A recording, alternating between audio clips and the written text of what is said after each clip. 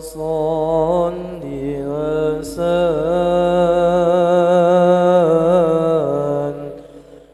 دائما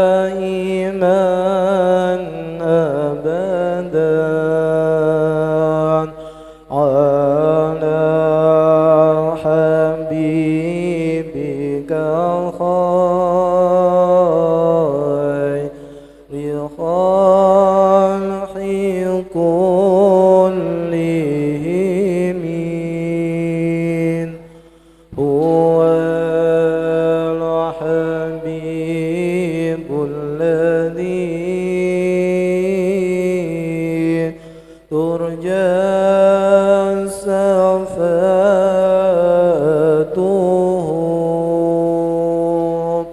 لكل هول من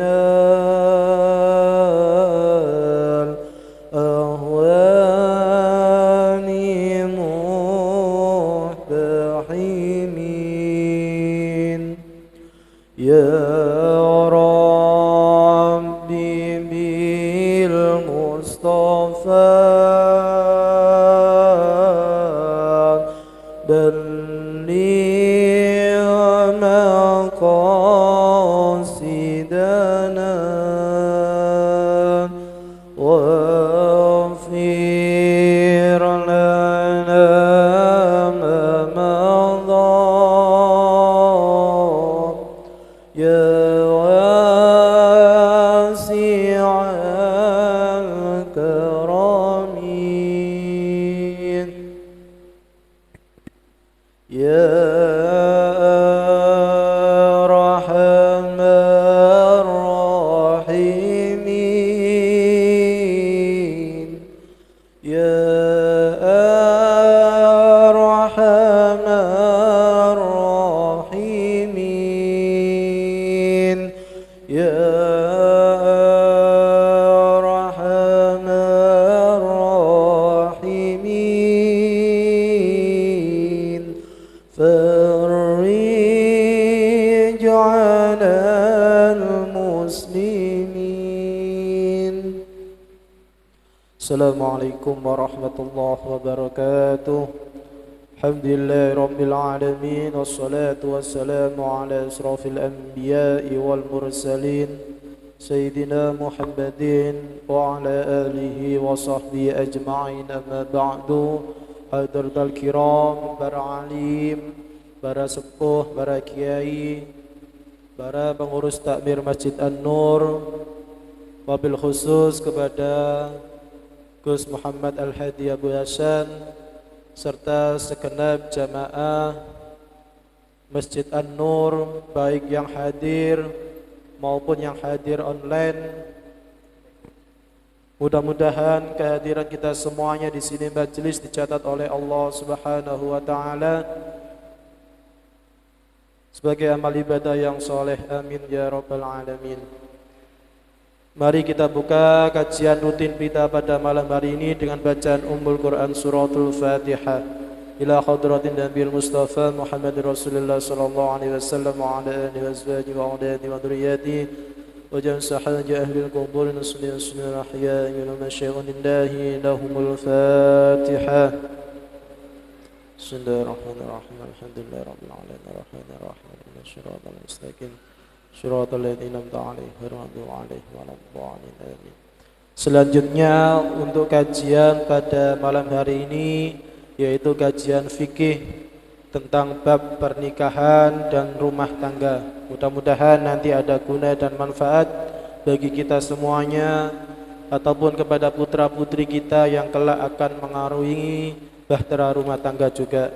Kepada Gus Hadi kami persilahkan.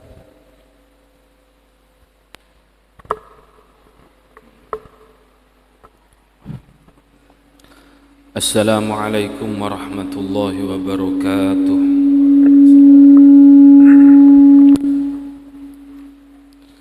Alhamdulillah wa syukurillah wa ala ni'matillah.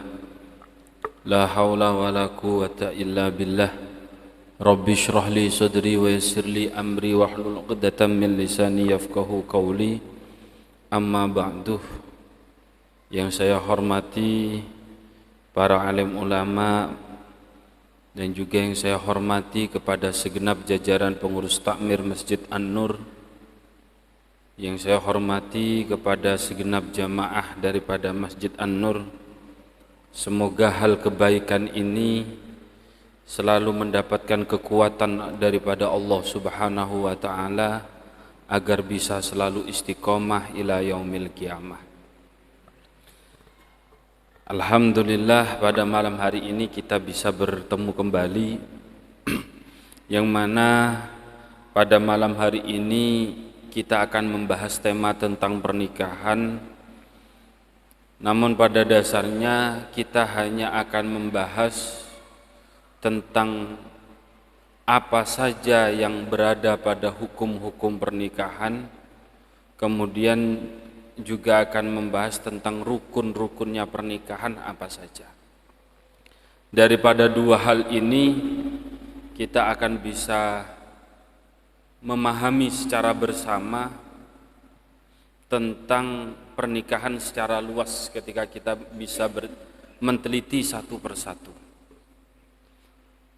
Terlebih khususnya pada malam hari ini karena masih nuansanya masih tidak jauh daripada kegiatan satu abad NU, saya di sini akan lebih memfokuskan kepada mengulik atau membahas tentang pernikahan daripada sudut pandangnya Ki Hasyim Asy'ari. Di dalam kitab yang saya bawa, yang saya baca di PDF-nya, adalah kitab daripada karyanya Ki Hasyim Asy'ari yang bernama Dau'ul Misbah fi Bayani Ahkamin Nikah. Pada catatan-catatannya beliau ada beberapa hal, dan ketepatan memang dua hal itu yang dibahas, tentang hukum-hukum apa saja yang ada di dalam pernikahan dan rukun-rukun apa saja yang harus ada di dalam pernikahan agar terjadi keabsahan di dalam pernikahan itu sendiri. Yang pertama, mari kita bahas tentang masalah hukum-hukum itu apa saja. Di dalam kitabnya beliau Dau'ul Misbah ini paling sedikit ada 3 hukum yang disampaikan, terlain daripada hukum-hukum yang berkaitan dengan pernikahan. Tentang hukumnya nikah sendiri oleh beliau Ki Hasyim Asy'ari dijabarkan ada 3 hal. Walaupun di dalam kitab lain seperti halnya kitab Qurratul Uyun itu dijelaskan ada 5 hukum pernikahan. Saya akan membahas yang punya Ki Hasyim Asy'ari. Kata beliau, hukum pernikahan ini terbagi menjadi 3. Ada yang wajib, ada yang sunnah, ada yang makruh. Ketiga-tiganya ini memiliki rentang atau urutan yang berbeda-beda melihat daripada situasi kondisi subjeknya bagaimana. Orang yang akan melakukan pernikahan itu bagaimana? Dia wajib hukumnya untuk menikah. Dikutip oleh beliau Ki Hasyim dari pendapatnya Imam Syarqawi, dia itu wajib menikah ketika hanya nikahlah satu-satunya jalan untuk menghindari perzinahan. Hanya satu-satunya jalan untuk menghindari perzinahan adalah nikah baginya, maka hukumnya nikah baginya wajib. Walaupun pada dasarnya mungkin memiliki ketidakmampuan di dalam segi finansial. Kalau ada keterangan yang lebih enak pada kitab Fathul Qoribnya itu, ketika memang dia itu tidak mampu menikah karena memang tidak memiliki kekuatan, dalam arti di dalam urusan menyediakan mahar tidak bisa, ada mahar tetapi sangat sedikit, kemudian masih belum memiliki pekerjaan dan seterusnya. Kata di penjelasannya Fathul Qorib atau sesuai dengan penjelasannya hadisnya Rasul, maka disarankan berpuasa. Tetapi kalau kiranya sudah puasa tetapi masih memiliki keinginan yang luar biasa di dalam menggebu-gebunya syahwat juga luar biasa, maka menikahlah dan bertawakallah kepada Allah, semoga Allah mencukupi semuanya. Di dalam kitab fikihnya begitu, di dalam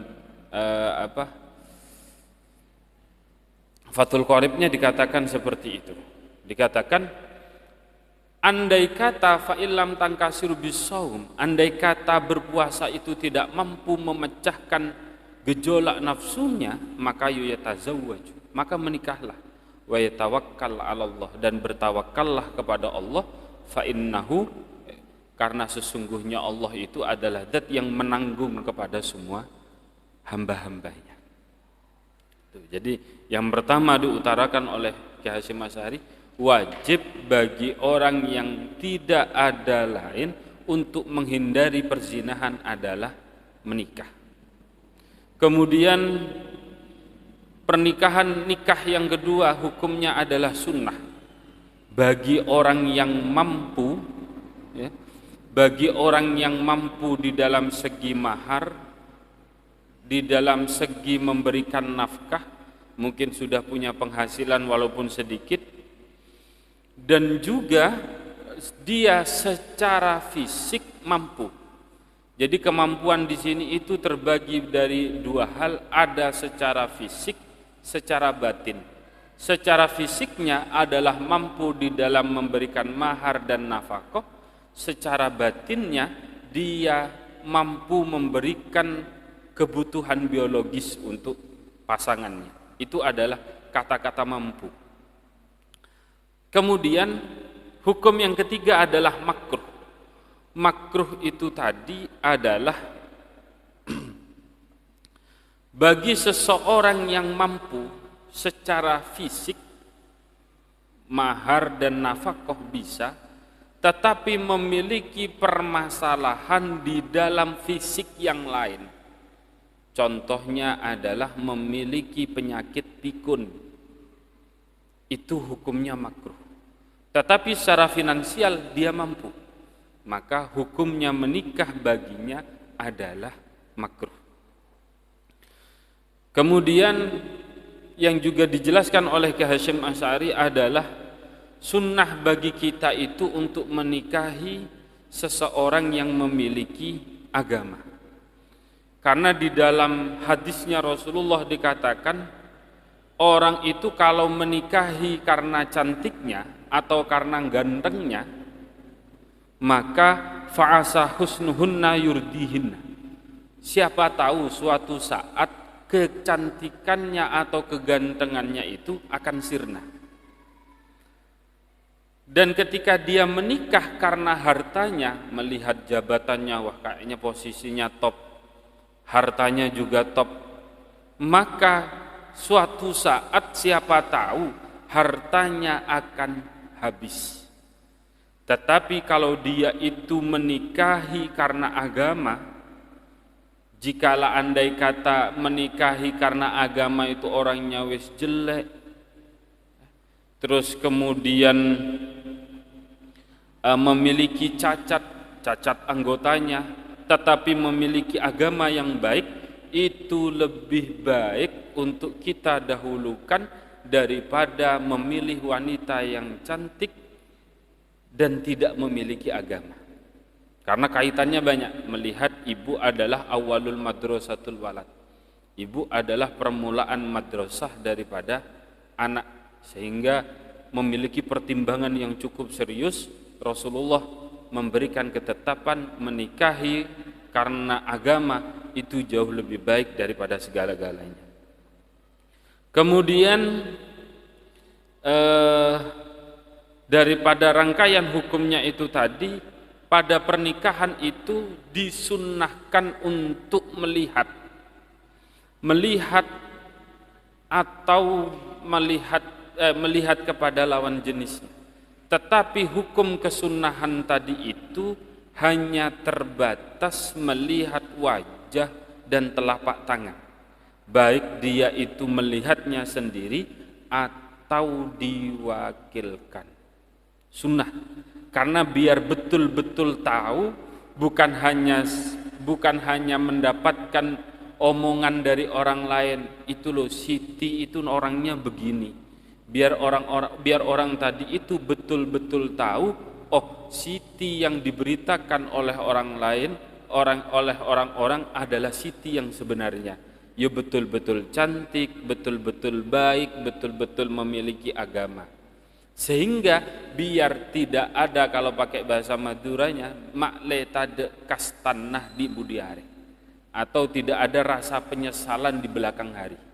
Sehingga disunnahkan kata Rasulullah untuk melihat terlebih dahulu. Lah, kesunnahan melihat ini ketika dikembangkan lagi adalah, dulu itu pernah ada kasus, ada seseorang paman yang tidak memiliki anak, seorang kakak lah ya, tidak memiliki anak, adiknya memiliki anak banyak. Salah satunya diambil anak oleh pamannya, mulai dari kecil dibawa jauh hari, dibawa ke Jakarta, yang adiknya tadi hidup di Jawa Timur. Ini kisah nyata. Suatu saat adiknya, yang anak daripada adiknya yang di Jawa Timur itu cewek, yang di Jakarta cowok. Yang cewek kuliah di Jakarta, ketemu sama cowok itu tadi, yang pada dasarnya adalah kakak kandungnya. Menjalin hubungan, sudah sama-sama serius untuk melakukan perjenjangan pernikahan. Terjadilah yang pihak cowok datang ke Jawa Timur untuk melihat siapa sih calon mempelai anak angkat saya. Dilihatlah ternyata adiknya sendiri. Ini termasuk salah satu daripada kesunahan. Sehingga melihat itu bukan hanya sekedar mengecek asli atau tidak aslinya dia itu perempuan atau bukan, tetapi betul-betul ingin mengecek ini statusnya wanita atau ini statusnya lelaki, itu betul-betul halal baginya, betul-betul diketahui nasabnya siapa. Karena pada dasarnya di dalam hukum urusan nasab, anak angkat itu tidak bisa meletakkan nasab atau menyandarkan nasab kepada bapak angkat. Jadi anak angkat ya tetap anaknya bapak yang asli, bukan anaknya bapak angkat. Ketika urusan menikahkan, yang berhak menikahkan adalah bapak yang asli, bukan bapak angkat. Di dalam hukum waris, yang anak angkat tadi itu memiliki hak warisnya dari bapak asli, bukan dari bapak angkat. Makanya itu adalah teguran ketika Nabi Muhammad ingin menyenangkan salah satu sahabatnya, Zaid bin Sabit. Kala itu Zaid bin Sabit mau disandarkan menjadi Zaid bin Muhammad, Nabi Muhammad. Oleh Allah ditegur, itu tidak diperbolehkan karena takut terjadinya kerancauan nasab. Nanti akan nasabnya akan, oh ini tidak jelas lagi, ini sudah anaknya siapa, padahal anaknya adalah anak angkat. Makanya disunnahkan untuk mengecek terlebih dahulu, jangan hanya sekedar lewat foto, editan sekarang banyak. Kemudian sunnahnya juga melihat, nanti ini sebenarnya masuknya pada rukun-rukun pernikahan. Di dalam rukun pernikahan itu salah satunya ada saksi. Saksi itu harus bisa melihat dan mendengar. Buta dan tuli tidak sah saksinya. Bahkan bisu tidak sah persaksiannya. Karena urusannya melihat. Tuli tok, hanya tuli, dia juga tidak sah karena tidak tahu apa yang sedang mau dia saksikan.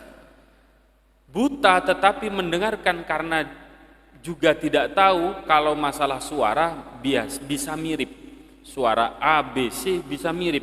Nanti yang bilang suara B, yang dikehendaki oleh si saksi adalah A. malah tidak boleh. Lah di dalam saksi ini ketika lengkap, boleh juga melihat adalah pada urusan wanita yang di dalam kitabnya Ki Hasyim itu juga wanita yang dicadar. Itu diperbolehkan untuk membuka karena biar tahu betul yang akan dinikahkan yang bernama Siti itu adalah Siti yang ini, bukan Siti-Siti yang lain. Takutnya main langsung dinikahkan cuman ngelihat matanya tok, ternyata yang di hadapannya atau yang di sebelahnya itu bukanlah Siti yang dimaksud, kan tambah kacau balau. Makanya itu perkembangan daripada disunnahkan melihat tadi itu, ya yang disunnahkan hanya melihat wajah dan tangan, tidak boleh selebihnya. Kemudian disunnahkan kata Ki Hasyim Asy'ari, menikah itu mengikuti sunnah Rasulullah. Kemudian untuk menjaga diri biar selamat daripada segalanya, berharap biar memiliki anak.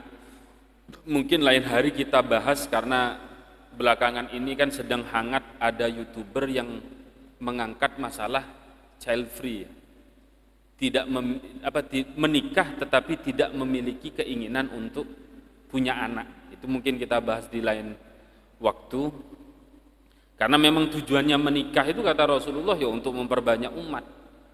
Untuk memperbanyak umat. Tetapi kan tidak bisa kita sepelekan menikah untuk agar menyelamatkan diri. Nah, itu nanti kita bahas secara ilmiahnya bagaimana. Kemudian disunnahkan yang bernama khitbah, melamar itu disunnahkan. Karena tadi itu melihat disunnahkan, menghitbah disunnahkan. Kalau orang adat ketimuran kan biasanya kan ngasih angin-angin dulu. Sana itu kosong betulan apa tidak? Kalau sudah kosong baru masuk. Karena kalau tidak kosong, maksudnya kalau tidak main khitbah atau tidak main angin-anginan, kalau main langsung datang bawa penghulu dan seterusnya, takutnya statusnya dia itu masih istri orang. Ini kan tidak sah. Menikahi istri orang itu tidak sah. Jangankan menikahi, Rasulullah saja melarang, dilarang seseorang itu melamar lamarannya orang. Nah, ini tikungannya banyak ini. Jadi ada seorang wanita sudah dilamar, kemudian kamu juga seneng, kamu ngecek, kayaknya matre nih cewek. Misal begitu. Yang tadinya cuma dibawakan NMAX, kamu tadi wah mobil Avanza bisa ini. Kamu akhirnya melamar wanita yang sudah dilamar, itu tidak boleh. Apalagi menikahi wanita yang sudah menikah, tambah tidak boleh. Makanya pentingnya ngecek itu ini begini. Jangan pokoknya mentang-mentang dalam tanda kutip janda kemudian tidak cukup, tidak harus tahu keluarganya seperti apa. Jangan. Kita harus bertemu dengan anaknya seperti apa. Kita harus bertemu dengan keluarganya seperti apa. Karena takutnya itu tadi, kalau orang-orang sekitar mungkin bisa tahu, kalau kayak sudah kerja di luar daerah kan kita sudah tidak tahu ini statusnya bagaimana, kita tidak. Makanya pentingnya sunnah untuk menghitbah biar kita tahu betul ini orangnya seperti apa. Kemudian itu selesai untuk masalah hukum-hukumnya. Kemudian kita masuk terhadap masalah rukun-rukunnya nikah. Rukun-rukun nikah itu dasarnya ada 5. 5 hal ini ketika tidak ada salah satunya, kita menggunakan madhab Syafi'i saja. Ketika tidak ada salah satunya, maka pernikahannya akan bermasalah. Yang pertama adalah bahasa. Bahasa itu harus jelas. Harus ada kata-kata menikahkan, kalau pakai bahasa Indonesia, harus ada kata mengawinkan, digabung atau salah satunya. Adatnya sini digabung, saya menikahkan dan saya mengawinkan. Karena memang contohnya angkahtuka wa zawwajtuka. Contoh dari Rasulnya memang seperti itu. Kemudian segot antara yang menikahkan si wali sama orang tadi itu tidaklah harus sama. Misalnya bahasa saya adalah angkah tuka misalnya, yang bahasanya si orang yang menikah itu bahasanya watazwajtuha, zawwajtuha. Jadi si wali itu berkata tazawwajtu ibnataka, sedangkan yang si orang tadi itu menggunakan kata-kata angkah tuka. Itu tidak apa-apa. Jadi yang tadi itu si wali menggunakan kata-kata kamu saya nikahkan, sedangkan si orang tadi itu saya terima kawinnya. Kan sudah berbeda bahasa. Nikah, kawin, bahasa Arabnya juga sudah berbeda. Angkah tuka dan sama indukan dari azwa. Saya nikahkan itu, saya nikahkan dan saya kawinkan, kan indukan bahasa Arabnya berbeda. Itu juga tidak ada masalah. Kata Hasyim Asy'ari di dalam pendapatnya seperti itu. Tetapi lebih baiknya sama, lebih afdolnya sama. Tetapi kalau tidak sama, tidak ada masalah. Kayak zawwajtuka, saya menikahkan, kemudian si orang yang menikah tadi mengatakan qabiltu nikahaha, bukan qabiltu menikah dan seterusnya. Itu tidak apa-apa di dalam sah secara hukum di dalam mazhabnya Imam Syafi'i. Kemudian antara ijab sama qabul, si wali sama orang yang menikah secara bahasa harus kontinu. Tidak apa-apa kontinu, tapi hanya mengambil nafas. Jadi ketika sudah halan, orangnya kadung geter tapi qabiltu nikahaha wa tazwijah, tidak apa-apa. Tetapi kalau pemisahnya itu apa gelek lah Pak, nah, misalnya tanya, itu sudah tidak sah, harus diulang lagi. Angkah tuka wa zawwajtuka halan baru qabiltu nikahaha. Ya. Jadi kalau hanya pemisahnya itu mengambil nafas panjang, mengambil nafas itu diperbolehkan. Kemudian rukun yang kedua adalah istri. Istri ini memiliki 4 syarat. Yang pertama jelas kehalalannya. Yang pertama adalah jelas kehalalannya.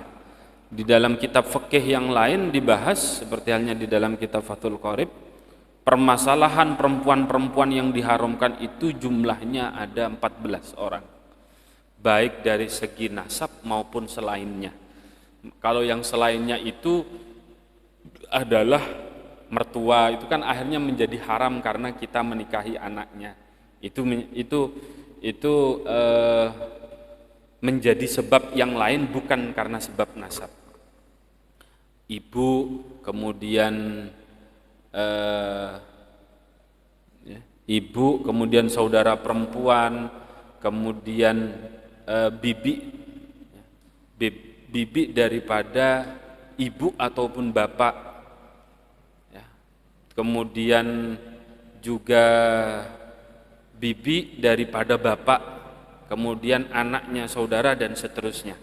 Itu juga menjadi pembahasan tertentu nanti. Harus jelas yang pertama, makanya perlu diteliti siapa orangnya. Yang kedua harus jelas orangnya. Muayyanah itu harus jelas orangnya. Tidak boleh misal panjenengan punya anak 2 cewek, kemudian panjenengan menikahkan, saya menikahkan kamu dengan salah satu anak perempuan saya, padahal dia punya anak 2, maka tidak diperbolehkan. Harus jelas, ini mau nikahkan Siti apa Ina. Kalau memang Ina ya wis Ina, Siti ya Siti. Dan Siti dan Ina tadi ini harus jelas binnya siapa. Takutnya di desa itu, di dusun itu, Sitinya ada 10. Wah kacau ini nanti. Takutnya nanti si cowok tadi itu, ini kesempatan milih saya nanti. Itu makanya harus jelas binnya bin siapa. Kemudian syarat daripada 4 tadi itu, yang kedua adalah muayyanah, yang ketiga adalah sepi dari status pernikahan dan status iddah. Iddahnya perempuan itu selama iddah ketika kita menikahi hukumnya batal. Pernikahannya tidak sah. Iddahnya sesuai pembagian pada bagian bab tolak, itu nanti dijelaskan kalau iddah ditinggal mati berapa, kondisinya haid atau tidak, kondisinya hamil atau tidak, ditinggal cerai berapa, ditinggal dicerai berapa, bagaimana, itu nanti ada hukumnya harinya masing-masing. Dan selama iddah itu tidak boleh keluar sama sekali, kecuali dia itu memang single factor, dalam artian memang dia yang bekerja. Kalau dia tidak bekerja, tidak ada sumber makanan. Berbeda kalau saudaranya menanggung, wes selama iddah kamu saya tanggung, maka dia tidak boleh keluar. Ini kalau tidak ada yang menanggung, dia boleh keluar. Tapi keluarnya kalau misalnya kerjanya di Keraksan, ya sudah, Paiton, Keraksan, Paiton. Tidak boleh Keraksan nyeper ke Kota Anyar, tidak boleh Paiton nyeper ke misalnya ke warung mana, tidak boleh. Yus bolehnya cuma Keraksan, Paiton, Keraksan, Paiton, Keraksan. Bolehnya cuma seperti itu. Dan tetap tidak boleh dan. Jadi harus berpenampilan layaknya orang iddah, yaitu berpenampilan kumus dan seterusnya. Ya bukan berarti tidak boleh mandi dan seterusnya. Wes itu ya. Kemudian yang terakhir adalah yakin adanya perempuannya. Lah kalau menghitbah, kalau mengecek langsung kan bisa tanya sama keluarga bapak ibunya. Pak, Bu, asli napa punten neka mun bini? Oh asli cong bisot re cong. Oh sudah. Karena kan sekarang kan sudah mulai banyak yang mulai banyak boleh gender dan seterusnya, kesetaraan gender dan seterusnya. Akhirnya harus berubah macam-macam itu tadi. Karena mungkin tidak pernah melihat, tidak pernah menghitbah, ada seseorang kejadian menikah selama 2 tahun, tidak tahu-taunya sama-sama pedang. Kan problem. Ditanyakan loh, selama berhubungan bagaimana? Ya enggak mau. Dia maunya cuman lewat arah belakang. Model yes begitulah. Tapi akhirnya enggak tahu lampunya harus mati, enggak boleh hidup. Ya sudah, akhirnya ternyata sama-sama pedang. Ini kemungkinan enggak ngecek, enggak menghitbah. Akhirnya tidak bisa mengetahui apakah ini asli atau tidak. Itu 4 syarat yang harus dimiliki oleh seseorang perempuan, seorang calon istri. Kemudian untuk calon suami, rukun yang ketiga itu ada 5. Halal, seperti halnya tadi penjelasannya. Kemudian menikahnya tidak dipaksa. Untuk yang laki-laki. Karena kalau perempuan bahasanya, kalau masih perawan, nikahnya dipaksa itu boleh dengan beberapa syarat tertentu. Dengan beberapa syarat tertentu, tidak main colo-colan, bukan menikahkan karena paksa, karena keterkaitan dengan hutang, itu tidak boleh itu. Harus kita pahami. Karena punya hutang kepada si A, tidak bisa bayar, si A bilang, saya anggap lunas kalau anakmu dinikahkan kepada saya. Nah, ini bermasalah ini nanti. Kalau laki-laki tidak boleh dipaksa. Kemudian harus jelas juga, ya.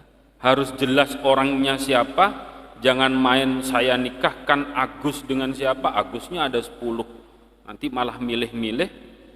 Kemudian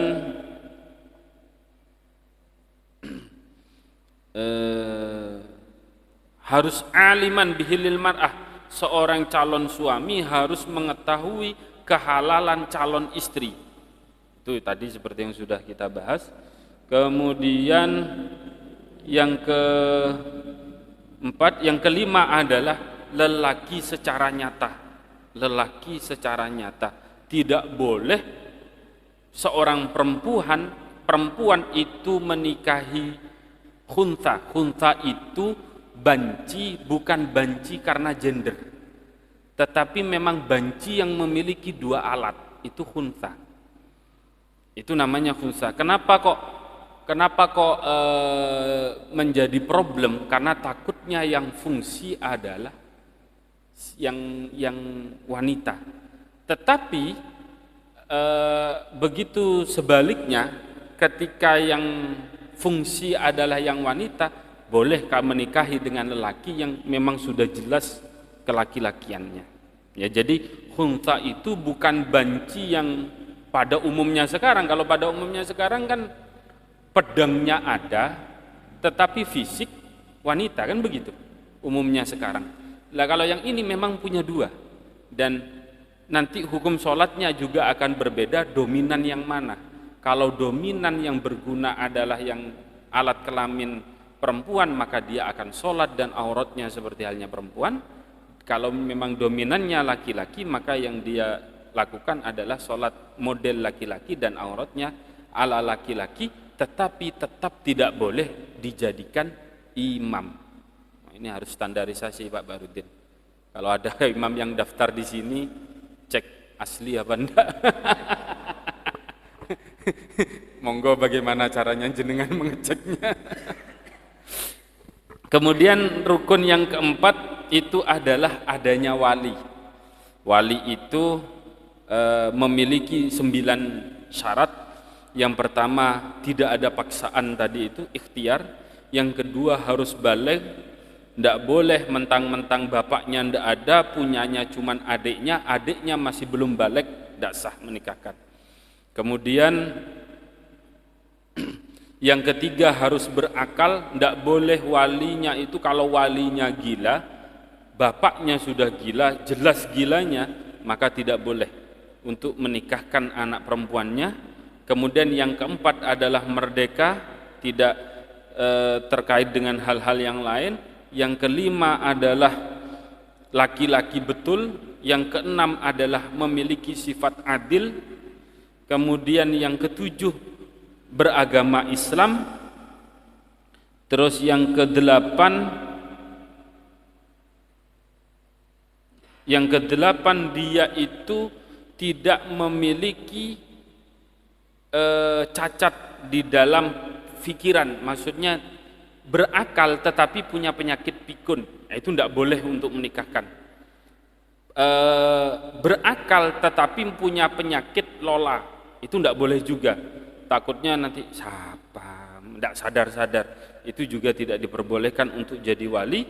Nomor 9, tidak diperbolehkan orang wali itu berupa orang yang tidak sah secara agama. Maksudnya ya tidak cerdas, tidak bisa membedakan mana halal, haram, dan seterusnya. Itu tidak diperbolehkan. Kemudian yang terakhir daripada rukunnya yang kelima, tapi wali ini permasalahannya boleh hadir, boleh tidak. Kayak orang-orang di pedesaan itu kan ada walinya, wali aslinya bapaknya yang kerja di Malaysia atau yang di mana. Selama bapaknya bisa dihubungi, entah lewat siapapun, harus dihubungi untuk meminta pasrah wali tahkim atau yang lainnya.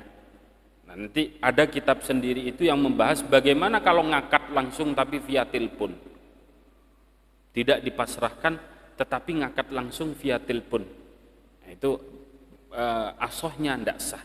Jadi harus memasrahkan wali hakim, wali kepada siapa yang ada di, selama bisa dihubungi harus. Dan harus wali itu mempermudah, kata Nabi, tergesa-gesa itu kan kegiatannya setan. Tetapi segera menikahkan kalau memang sudah waktunya, itu sunnah Nabi. Sekarang ini kan banyak problem, anaknya sudah waktunya menikah, dulu bapaknya kabur dan seterusnya tidak bertanggung jawab, giliran ketika mau menikah, tiba-tiba datang, siap menikahkan, asal dibayar sekian juta. Ada sekarang kasus-kasus seperti itu. Maka nanti itu harus didamaikan dengan wali hakim, maka nanti statusnya, hukumnya seperti apa. Kalau memang betul-betul menyulitkan, kemungkinan bisa langsung dilarikan kepada wali hakim dan seterusnya. Wali itu memiliki rentatan khusus. Tidak asal moro-moro, tidak ada bapak langsung ke hakim, tidak bisa. Kalau bapak tidak ada, harus kepada saudara kandung. Ya, misal bapak tidak ada, maka kepada kakek. Kalau kakek tidak ada, maka kepada saudara kandung. Saudara kandung tidak ada, maka kepada saudara yang satu ayah. Misal saudara satu ayah tidak ada, maka anak daripada saudara satu ayah. Ponakan tapi saudaranya satu ayah. Atau ponakan yang saudara kandung, kalau tidak ada ponakan ayah, satu ayah, kemudian paman dari jalur ayah, kemudian anaknya paman, dan ini harus berurutan, tidak boleh langsung loncat sana, si kempang bin lah si Dima, tidak boleh, harus berurutan. Bagaimana? Ketika dirasa semuanya tidak ada kabar dan seterusnya, maka terakhir adalah wali tahkim, baru kepada petugas KUA. Itu adalah wali tahkim yang disahkan di Indonesia. Rukun yang kelima daripada 5 rukunnya pernikahan itu adalah harus ada 2 saksi. Syaratnya juga ada 9. Yang pertama Islam, kemudian yang nomor 2 baligh, yang nomor 3 berakal, yang nomor 4 merdeka, yang nomor 5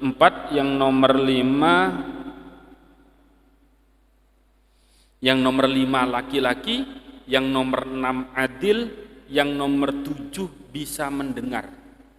Tadi saya katakan tidak sah orang saksinya itu berupa 2 orang yang tuli. Saksinya kan harus ada 2, kedua-duanya tuli, itu tidak sah. Satunya tuli, satunya buta, tidak sah. Kedua-duanya buta, apalagi juga tidak sah. Karena urusannya persaksian itu harus melihat. Kalau tidak melihat, di dalam kasus ini harus melihat. Syarat yang ke-8 bisa melihat, kemudian syarat yang ke-9 ialah bisa berbicara, mengatakan sah. Nah, itu harus bisa seperti itu. Kecuali memang keterjadian mengatakan iya dan seterusnya, mungkin mengangguk atau seperti apa, itu akan dibahas sendiri oleh Ki Hashim.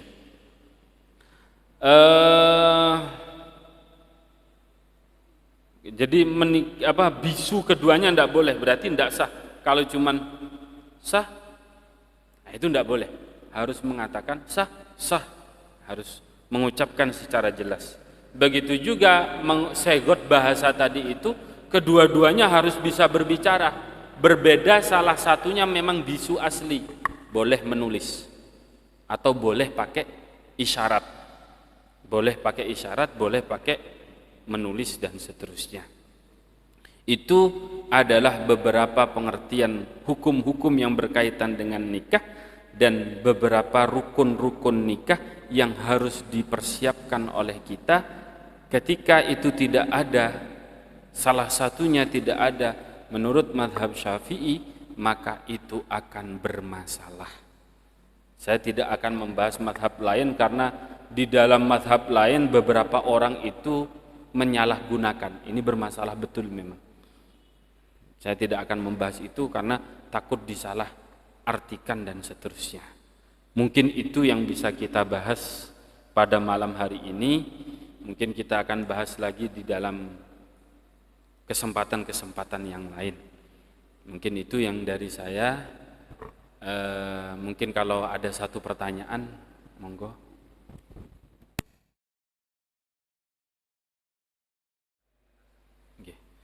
Pada dasarnya kan itu berproblem ketika anaknya anak cewek. Kalau cowok itu bisa menikahkan. Kalau cewek itu tidak bisa menikahkan, perlu dinikahkan sama wali. Kalau kita lelaki boleh menikahkan tanpa wali, itu boleh. Ketika kasus seperti itu kan kasus berawal adalah ketika ada seseorang pasang, kemudian test drive. Ya, mau ngatakan apa ya kan test drive. Kemudian hasil, padahal sponsornya caplangan untuk anak, jangan coba-coba. Buat anak jangan coba-coba. Lah ini kok coba-coba, hasil betulan. maka anak ini pada secara dasarnya adalah tidak akan memiliki nasab kepada bapaknya ketika dia itu lahir di bawah 6 bulan, di bawah 6 bulan daripada pernikahan. Jika di atas 6 bulan masih ada kemungkinan, misalnya ada ceweknya A melakukan tes drive dengan B, B-nya tidak kabur, hanya menikah dengan si C. Ternyata dengan si C ini tadi, si perempuan ini tadi itu lahir di bawah 6 bulan. Maka anaknya si ini tadi itu tidak bisa disandarkan kepada si C, juga tidak bisa disandarkan kepada si B, karena bukan dihasilkan daripada pernikahan. Kemudian kepada manakah wali anak tadi itu? Larinya langsung kepada wali tahkim. Wali tahkim di Indonesia larinya langsung kepada KUA. Makanya ini betul-betul harus kita ketahui secara bersama. Jenengan waktu menikah itu buy one get one apa cuman buy one talk? Kalau get one nasabnya ini jelas apa tidak? Kalau tidak jelas maka larinya kepada tahkim. Kalau jelas maka lari kepada ayahnya yang dulu. Kalau ayahnya yang dulu sudah meninggal maka larinya kepada saudara sesuai urutan wali yang tadi sudah saya sebutkan itu. Itu untuk masalah wali bagi orang yang tidak memiliki nasab. Tidak apa-apa, selama tadi itu wali tahkimnya ini tadi yang sudah menjadi. Tidak bisa kalau andai kata dia tadi itu ibunya menikah sudah punya anak, anaknya tadi tidak punya nasab, tidak bisa disandarkan kepada, kecuali yang menikahkan bapak sambungnya, ya, bapak tirinya. Nah, itu tidak sah karena memang pada dasarnya dia tidak memiliki hak. Jadi yang punya haknya si cewek tadi ini, kalau memang hasilnya dari hasil yang benar sesuai urutan, kalau dari hasil yang tidak benar maka larinya kepada wali tahkim langsung. Tidak bisa mentang-mentang bapak tirinya bilang, oh ini yang merawat saya, yang seterusnya saya dan seterusnya. Ini yang merawat dari kecil, yang menyekolahkan dan seterusnya adalah saya yang berhak menikahkan. Tidak, harus tetap sesuai dia punya wali kepada siapa, apakah kepada bapaknya yang dulu atau kepada wali tahkim itu tadi. Seperti itu, Mas.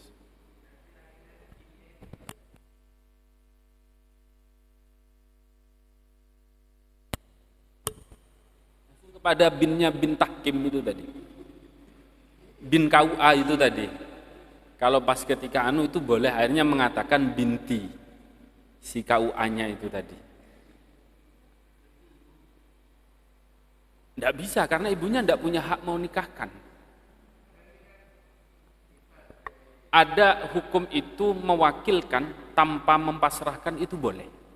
Kalau menikahkan dinikahkan oleh wali hakim itu kan biasanya disebutkan kata-kata muwakkili, yang telah mewakilkan kepadaku bapaknya atau siapa, kan begitu. Itu ada yang memasrahkan tanpa itu boleh. Seperti halnya kasus tadi ini, karena tidak ada yang memiliki hak nasab, maka si wali tahkim ini tadi boleh menikahkan langsung kepada si anak tadi itu. Seperti itu. Tetap tidak boleh disambungkan kepada si A ini tadi. Iya, karena memang tidak dihasilkan dari yang sesuai syariat. Seperti itu tadi. Iya. Boleh, tapi dengan syagot itu tadi, misal harus tetap ada via telepon kalau memang tidak bisa datang, atau via harus ada saksi. Harus ada saksi kalau bapak asli telah memasrahkan kepada orang lain untuk menikahkan anaknya tadi itu. Harus tetap dua orang adil. Makanya kadang orang menikahkan itu kan orang mewakilkan itu disaksikan waktu pernikahan itu kan, yang hadir banyak orang, akhirnya kan bisa kekuatan hukumnya memang bisa betul-betul terjamin seperti itu.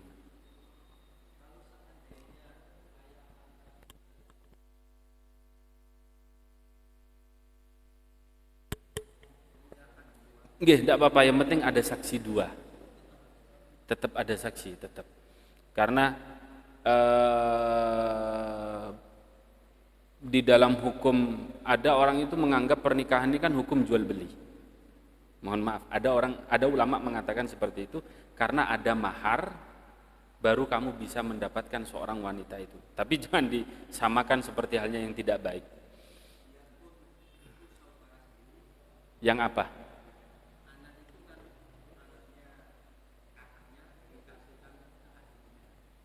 Iya, tetap harus ada pemasrahan. Tidak boleh langsung, saya kan juga punya hak untuk menikahkan. Tidak boleh, tetap harus sesuai urutan tadi itu. Ini tidak ada baru ini tidak ada baru ini tidak ada baru ini. Kecuali yang dari atas ayah langsung memasrahkan kepada paman, adiknya tadi itu, adiknya bapaknya. Iya, kecuali langsung memasrahkan begitu tidak apa-apa. Kalau sesuainya kan kalau bapaknya tidak ada baru kakek tidak ada baru saudara anaknya tadi, bukan saudara bapaknya, saudara anaknya tadi itu berarti ya anak kandung juga. Tetapi kalau langsung dari bapak kepada adiknya itu boleh, namanya memasrahkan. Nggih. Tetap ada segot memasrahkan. Tidak boleh langsung, walaupun dia punya hak juga wali, tidak boleh langsung main menikahkan gitu, tidak boleh. Harus tetap iya. Dan harus ada saksi dua.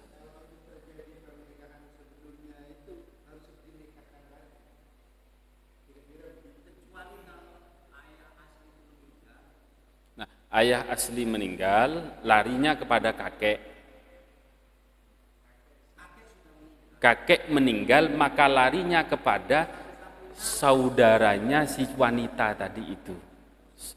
Ya, yang misal yang mau menikah ini Siti, punya 3 saudara, punya kakak namanya Abdurrahman, maka Abdurrahman ini yang berhak menikahkan. Misal Abdurrahman ini masih kecil, adiknya belum balik, maka yang berhak untuk menikahkan adalah saudara satu ayah. Bukan saudara kandung, saudara satu ayah, beda ibu. Iya, nggih, tetap harus ada pemasrahan itu tadi.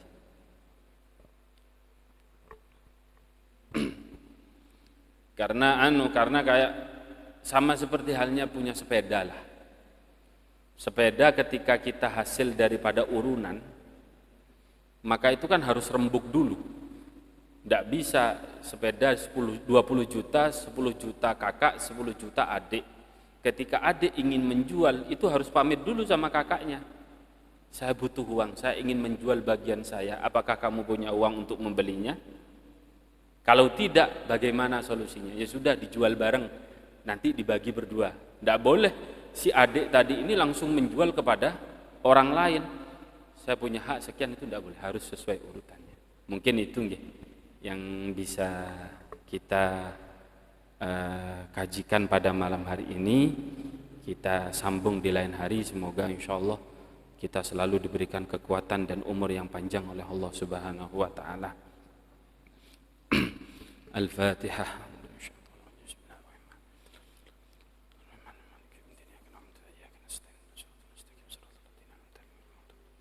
Bismillahirrahmanirrahim. Alhamdulillah rabbil alamin. Allahumma shalli ala sayyidina Muhammadin wa ala ali sayyidina Muhammadin.